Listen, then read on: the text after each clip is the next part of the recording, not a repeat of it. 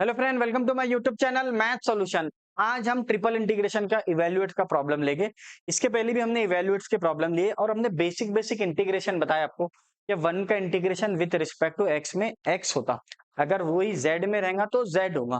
तो ये basic integration आपको आना चाहिए। तो बेसिक फॉर्मूला जो आपका सबसे पहला वाला वन का integration with respect to X, यहाँ पे अगर एक्स है तो एक्स आएगा और वाई है तो वाई आएगा, जेड है तो जेड आएगा। ये दिमाग में रखना है आपको। और ज्यादा हार्ड फॉर्मूले नहीं है, एक ये वाला आएगा एक्स रेस टू एन वाला, एकदम बेसिक फॉर्मूले जो 11 12 में पढ़े आपने। X raise to n plus one upon n plus one plus c, बराबर। X raise to n plus one upon n plus one plus c. तो यहाँ पे ये दो फॉर्मूले ज्यादातर यूज है तो मैंने लिख दिया हूँ, ठीक है। अब आप इस पर डिपेंड करता है कि आप किसके रिस्पेक्ट में इंटीग्रेशन लेंगे, ठीक है ना। तो ये सबसे ज्यादा इंपॉर्टेंट टास्क है इसके अंदर, और ये इंपॉर्टेंट पॉइंट है कि आपको किसके रिस्पेक्ट में लेंगे, क्योंकि यहाँ पे तो ट्रिपल इंटीग्रेशन है।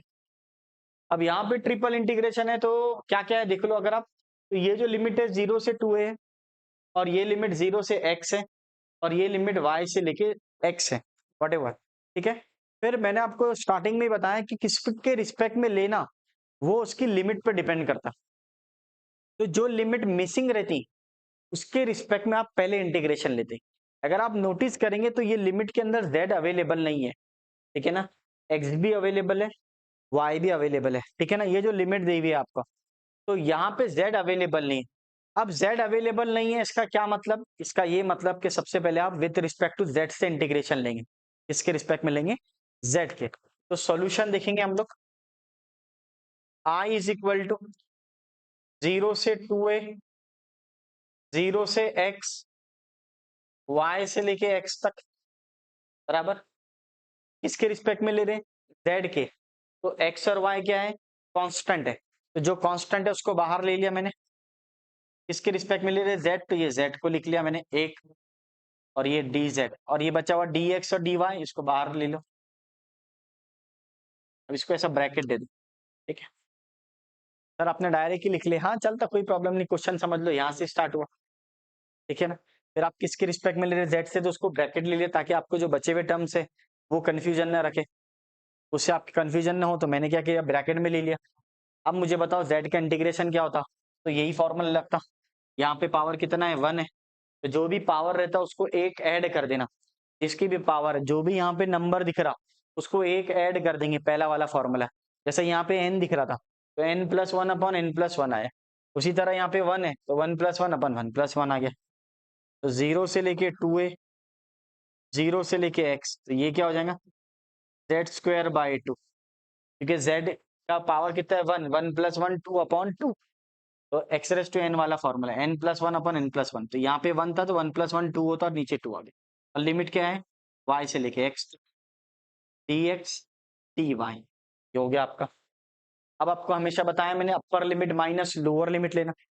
तो नीचे 2 लिखा हुआ है, ऊपर z है, तो जहां पे z है वहां पे पहले x रखना, फिर माइनस लोअर लिमिट, जहां z है वहां पे आपको y रखेंगे। तो ये आ जाएगा आपका 0 से लेके 2a, 0 से लेके x, और ये जो 2 है इसको बाहर ले लो। सर ये एक्स वाई कहाँ है? वो ये है, लिख नहीं रहे आप, ठीक है। ये एक्स वाई बाहर ले लो। अब ये अंदर क्या हो जाएगा? X square minus Y square. क्या किए सर आपने? कुछ नहीं, upper limit minus lower limit. तो अपर लिमिट क्या था?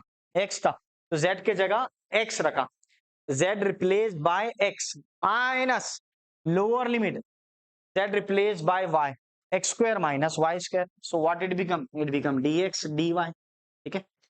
अब आपको हमेशा बताया, ये हो गया आपका पहला इंटीग्रेशन। एक बार ले लिए, एक इंटीग्रेशन का साइन हट गया, देखो गौर से, ट्रिपल था अब डबल बन गया।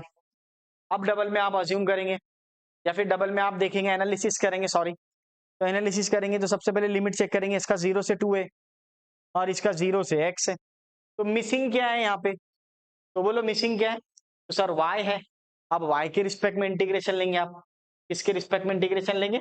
y के। तो देख लो इधर, फिर y वाले को अंदर ले लो, y वाले को अंदर ले लिया 0 से 2, ठीक है। y को अंदर भेज दो, x को बाहर ले लो, x बाहर आ गया, और ये हो गया 0 से लेके x तक। अब यहाँ पे y अंदर गया, क्योंकि y के रिस्पेक्ट में ले रहे तो y अंदर जाएगा। ये हो जाएगा एक्स स्क्वायर वाई, और ये वाई क्यूब, और ये dy और ये dx। इससे क्या क्लियरली समझ में आ गया? तो बाबा जिसके रिस्पेक्ट में आप इंटीग्रेशन ले रहे हो उसको अंदर भेज दो। अब आप इसका इंटीग्रेशन लेंगे। अब कोई रॉकेट साइंस है का इंटीग्रेशन नहीं, हमेशा x रेस टू n का फॉर्मूला लगेगा। y है तो y रेस टू n बोला जाएगा, वेरिएबल चेंज हो सकता।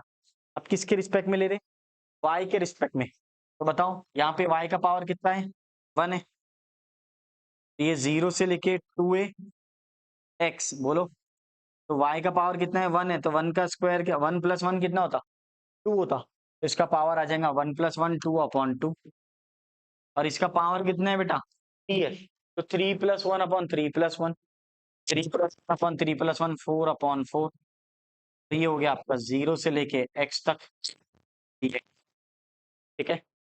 चलो क्या किया सर आपने? कुछ नहीं, विथ रिस्पेक्ट टू y से इंटीग्रेशन लिया। y वाला यही फॉर्मूला है, ये x के उसमें लिखा हुआ, आप y के उसमें भी ले सकते हैं। अगर आपको इतनी अकल तो ना, y के पावर में कुछ नहीं है तो 1 है, तो 1 + 1/1 + 1 ये आ गया 2। और यहाँ पे कितना लिखा हुआ है? 3। जो भी वहां लिखा हुआ दिख रहा है उसको एक ऐड कर दो। 3 लिखा हुआ है, 3 में एक ऐड करेंगे तो क्या होगा? 4/4। बस आपको एज इट इज लिखना है। ठीक है। Then upper limits minus lower limit 0 से लेके 2a x। अब अपर लिमिट्स क्या है फ्रेंड बोलो? तो सर अपर लिमिट x है और लोअर लिमिट क्या है? तो लोअर लिमिट 0 है। फिर अगेन y के जगह x रख दो, y के जगह x रख दी। आपको नोटिस करना, रेंज चेंज कर देंगे हम लोग। यहाँ पे y दिख रहा आपको, ये हो जाएगा x² माइनस ये भी y दिख रहा, x + 4/4/2 माइनस लोअर लिमिट और ये dx। ठीक है। तो x² डिवाइडेड बाय 2 x²/4 ये आ गया। अब यहाँ पे चेक करना, देखना इधर 1/2 0 से लेके 2a x x⁴/2 x⁴/4 और ये dx x⁴/2 x⁴/4 dx। ठीक है। अब यहाँ पे देखना मेरे दोस्तों, अब इसको भी सॉल्व कर लेंगे क्योंकि दोनों का पावर सेम है बट डिनोमिनेटर अलग है। तो अब इसको कैसा सॉल्व करेंगे? ये तो 1/2 है, 1/2 में से 1/4 गया तो 1/4 बचता, यानी आधी रोटी में से पाव रोटी गई तो पाव रोटी बचती। तो यहाँ पे क्या है? हाफ। अगर आपको नहीं समझते तो आप ऐसा देखो 1/2 माइनस 1/4, एलसी में रखो 1/4 आ जाता आंसर। ठीक है। इसको सॉल्व कर लो क्योंकि दोनों का डिनोमिनेटर सेम। आंसर आ जाएगा 1/2 0 से लेके 2a और ये आ जाएगा आपका x का पावर 4/4 dx, x का पावर 4/4 dx। ठीक है। अब ये क्या हो जाएगा?